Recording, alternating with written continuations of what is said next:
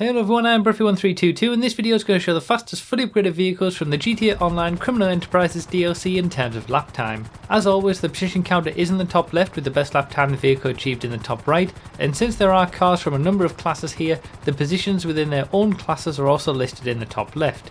This video lists all vehicles added as part of the Criminal Enterprises DLC, including all drip feed content. For other classes of cars, because I've tested them all, and all the information you need about this series, check the playlist linked in the second line of the description, and feel free to check out my Patreon or become a YouTube member if you want to support this work and get testing results of any new cars a little bit early.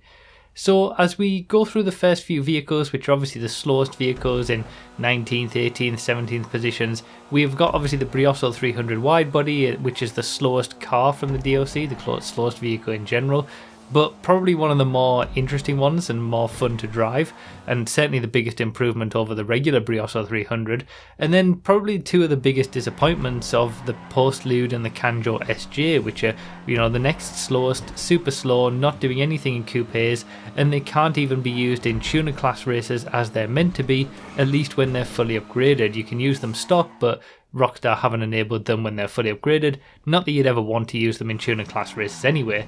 Then we've got a few muscle cars that aren't too bad for the muscle cars class, but in terms of the lap times that we're going to see later on in the video, they're not particularly anything special. Now whilst we're watching some of those, we've got to talk about this drip feed. This has been the longest drip feed in the history of GTA. It's been really painful, honestly. The Criminal Enterprises DLC came out on July 26th, and 18 new vehicles were added to the files at that time, and it's taken us 4 months to have everything be released. We had 6 vehicles on day 1 with 7 vehicles over the next 7 weeks, so fairly normal. That's kind of what we're used to, a small number of vehicles initially and then a new vehicle every single week. Then it took us a further 2 months for the final 5 vehicles. It's been horrible. We've got the Weevil Custom here. I should just mention that obviously the Weevil Custom, it's 13th place for the Criminal Enterprises DLC for lap time, but obviously it has an incredible top speed, and that's what made it really stand out when it was released. And it's the first car to dethrone the Pariah as a conventional, as the highest top speed conventional car.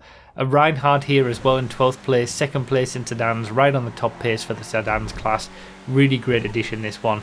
And I would say for the Criminal Enterprises DLC, we've had quite a few decent additions in terms of the cars, especially, you know, the certain cars that are competitive in their classes. But then in my opinion, we've also had quite a few sort of drab and disappointing vehicles like this SM722.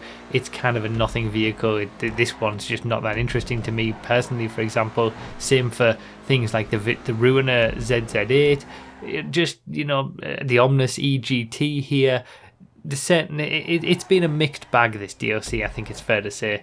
But yeah, the longest drip feed that we've ever had, absolutely. It's the longest they've ever done, and so much worse than just having one new car every week and then a month or two with nothing until the next DLC. Honestly, I'd prefer sort of a monthly drip feed where they release 4 or 5 cars at the start of every month and then nothing in between. At least we'd sort of know where we're at then, and we'd get cars at the same point every month, rather than one week we'd have a car and then next week we wouldn't, and then the week after we would, and then the next 2 weeks we wouldn't, you know, just not having a clue where we're at. It's just been a horrendous drip feed, this one, honestly, and hopefully they don't continue this trend for future DLCs. Anyway, coming back onto the cars, the Draugr here in 8th place, the only vehicle that has gotten to the top of its class in terms of lap time from this DLC. First in off-roads, beating out the Vagrant. It's probably a toss-up between this and the Vagrant, which one you might use in a race, depending on the situation and the track. But yeah, pretty impressive lap time from the Draugr. And, you know, it's right on the same sort of pace as the 10F, which kind of goes to show... I guess one way you could look, maybe the 10F isn't as quick as it should be, or the Draugr is quicker than you would expect. 1 minute 3.1 is a pretty decent lap time. You know, a lot of the lap times from the cars in this DLC have actually not been too bad. 1 minute 5, 1 minute 4, 1 minute 3. As soon as we got out of the first batch of muscle cars, even getting into the 1 minute 2s now with the 10F widebody, there's some pretty decent lap times, even though it's 14th place in sports. we've got nearly 100 cars in the sports class, so to be in 14th place is actually pretty decent, and there's a lot of vehicles in sports around this sort of lap time. But the one thing that's interesting about the Criminal Enterprises DLC is that only one of the drip feed vehicles has actually made it into the top 5. 4 of the top 5 vehicles were released on day 1, and all of the drip feed vehicles that we've had since then, and there was only 6 vehicles released on day 1, and 4 of them were in the top 5 at the end of it. So yeah, the drip feed hasn't produced many sort of influential cars, I think.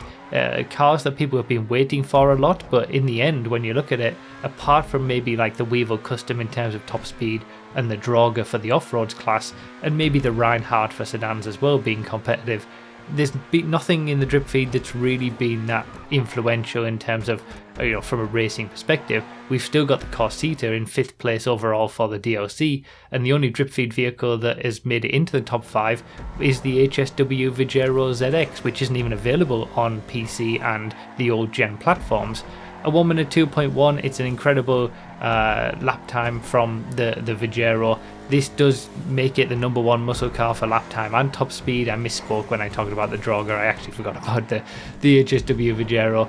And obviously it's only for the new gen platforms, but you can discount the HSW cars if you're on PC or the old gen platforms, but they are a hell of a lot of fun. And certainly the Vigero and the next vehicle that we're going to see, another HSW car, the Sterling GT, those are the top 2 for the DLC when it comes to top speed, as you might expect, upwards of 150 miles an hour for their top speeds. The Weevil Custom is the next best with that 137. Second for sports classics as well for the Sterling GT, the HSW Sterling GT. It's really nice to have the Sterling GT be sort of back at the top alongside the Turismo Classic HSW, but again, as is always the case with these HSW vehicles, they just decimate everything else, certainly in the sports classics and the supers classes. So if you want a more balanced race using non-HSW cars, you're going to have to disable HSW in the race lobby. But when it comes to the top 2, they are of course 2 supercars, and they're 2 supercars that were released on day 1 of the DLC, and they haven't been beaten in the last 4 months, at least for this DLC. The Torero XO just misses out on the top 10 in the supers class, and that kind of shows how the supers class has moved on. The Torero XO is an incredibly quick vehicle that manages to break the 1 minute barrier with a 59.5. Not many cars have done that, but it's still not quick enough to get into the top 10 for supers. And unfortunately, the Torero XO for me is my favourite car from the DLC, and it's the most fun car to drive. But because it doesn't get that benefit from having the spoiler, it doesn't get any kind of spoiler boost, it can't quite match what the LM87 can do in first place. With a 58.6, it's about a second per lap quicker than the Torero. The Torero has the much higher top speed than the LM87, but the LM87 just flies around the corners. And keep in mind that if you're not on the new gen platforms, so if you're on PC or old gen, the LM87 is right up there with the Krieger and the Emirates at the very top of the supercars class. It might be in 6th place here, but in reality that's only because there's 3 HSW cars ahead of it, and obviously the weaponized Ignis and the Cyclone going 3 seconds per lap quicker than this mean that those are the only 2 cars for supercars races if you've got HSW applied. But the LM87 is right on the pace with the Krieger and the Emirates at the top of the class, taking out the HSW vehicles. So 2 decent additions from the supercars class. You see how they build up their pace very differently in the comparison. The LM87 is all about the cornering grip, the Torero is all about pure straight line performance, and like I said, the Torero is probably one of the most fun vehicles to drive that we've had for a long time, just because it doesn't have that sort of crazy levels of grip that a lot of cars have now. And I think we're starting to see that a little bit more with, as I've talked about in previous videos, how certain active spoilers, cars that have active spoilers aren't really working anymore. They're not giving that spoiler boost. So the Torero, the 10F, the Omnis EGT, they're actually just stuck in a state permanently equivalent to having no spoiler boost at all in terms of traction, and it makes them more fun to drive because that sort of power to traction ratio decreases a little bit. or increases, I guess. So, you know, I kind of like that, and it's ironic that, you know, we're sort of going back to pre-2014 when spoilers didn't even add traction to cars. With these newer vehicles like the Torero, like the 10F, they're not able to get a traction boost from the spoiler because they're just stuck in a state without that traction boost. And they're some of the more fun cars to drive because of that. So it's almost like they had it right back in 2013 when they were first creating the game. But yeah, those are all the vehicles from the Criminal Enterprises DLC from start to finish. Hopefully you've enjoyed the video and this sort of round up some of these vehicles. When I was going back through and editing this video, I was thinking, bloody hell, I forgot about that because it's been so long for this DLC. But we are finally done, and we can sort of look forward to what will happen in the next DLC. And as always, I will be covering it and testing all the cars in whatever comes next. So feel free to subscribe and all that good stuff. Consider supporting on Patreon or become a YouTube member if you want testing results early in the future. And remember to read the description for more info, comment with your thoughts, like the video if you enjoyed it, found it helpful, and subscribe for more. Thank you all so much for watching. I really do appreciate it, and I'll see you next time.